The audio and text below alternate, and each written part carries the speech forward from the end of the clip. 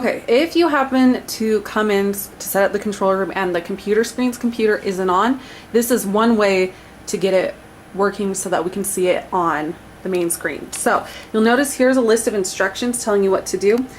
If I remember right, these instructions are actually a little bit different from the ones that I'm going to show you, because I tried to follow these ones and they didn't 100% make sense. So check that way, and if it makes sense to you, you can try it that way. Otherwise, you can try it the way that I'm going to show you. So we're going to just close this here. What we're going to do is we're going to right click, hitting, this is the right click button, and come down here to properties. While that's opening up, we need to change so the main screen is showing the computer. So we're going to come, here's our switcher. Right now it's showing the tactical right there. We're going to just flip it, and now it should be showing the computers. Now, in order to see this, you're going to have to turn this most likely. You can see right now it's just showing the rainbow bars. That's because it's currently not showing anything. So what we do, we come back over here. It's now opened up the display properties.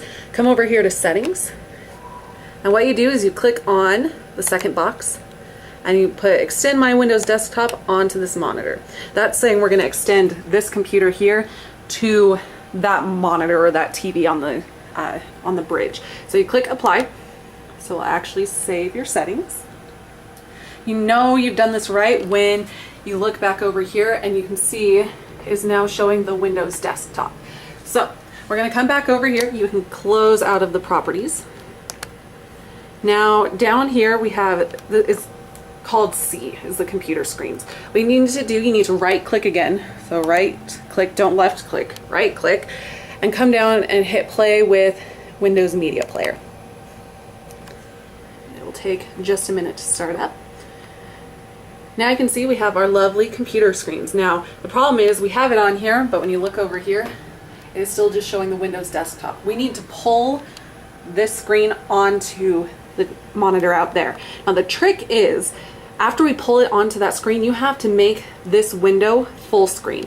You do that by clicking this little button right here. So what you can do is if you bring your mouse just here to the side of the full screen button, like right here, you can click, you're going to left click this one and drag this onto the other monitor just by moving right. And you can see when you look over here, you can see it is right there. Now the trick is, you can see I'm still holding down this left mouse button so I can move that little screen around. I'm going to let go of the left mouse button and just slowly move right, because remember how the mouse was just to the left of the full screen button? Just move it a little right and click. And you'll notice, because I was so close to the full screen button, I was able to click it, and now the computer's monitor is full screen on that computer.